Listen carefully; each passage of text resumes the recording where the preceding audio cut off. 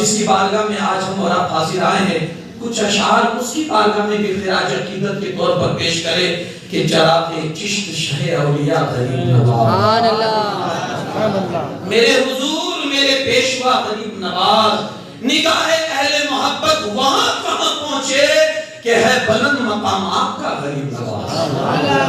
نظامی، صابری، فریدی سب سر یہاں جھکاتے ہیں، نظامی، صابری، فریدی سب سر یہاں جھکاتے ہیں کہ پیشواؤں کے ہیں پیشوا غریب نواز۔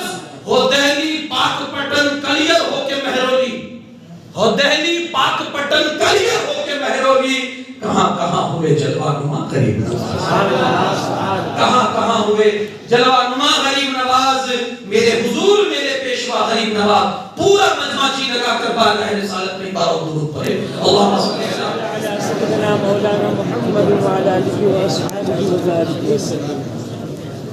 محبی گرامی، ابھی ایک پرمغز خطاب ایثار کے حوالے سے آپ کی سماعتوں کے حوالے کر رہے تھے۔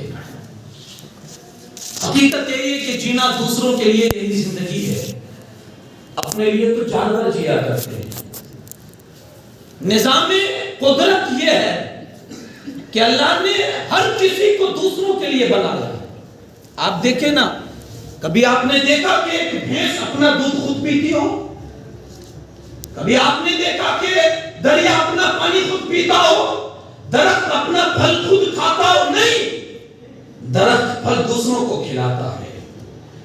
دودھ بھینس دیتی ہے، پلاتی اوروں کو ہے۔ دریا پانی ضرور رکھتا ہے لیکن دوسروں کے لیے۔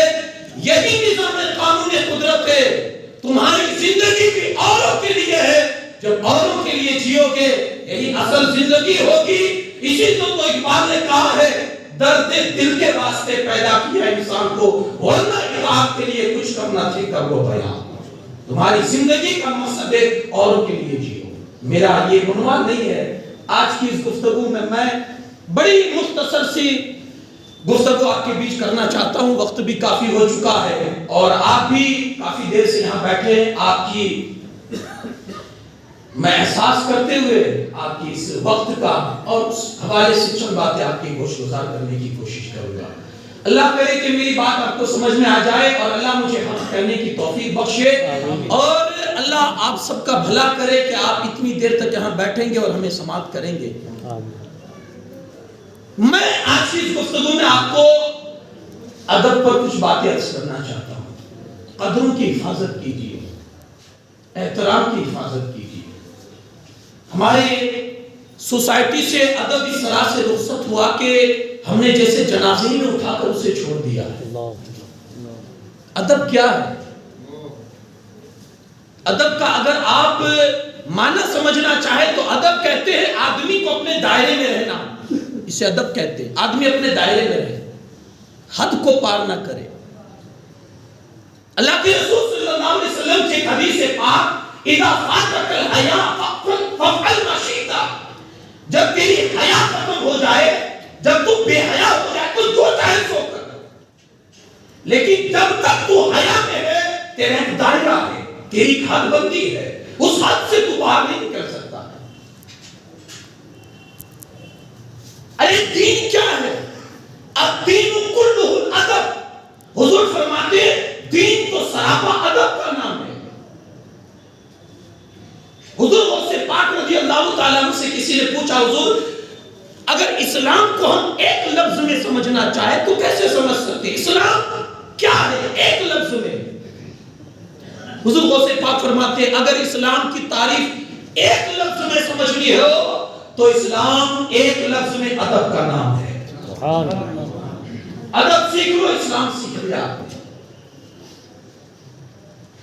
ہمارے یہاں تمیز ہم نے کھو دی ہے، نہ بڑا چھوٹے کی تمیز کرتا ہے، نہ چھوٹا بڑے کی تمیز کرتا ہے۔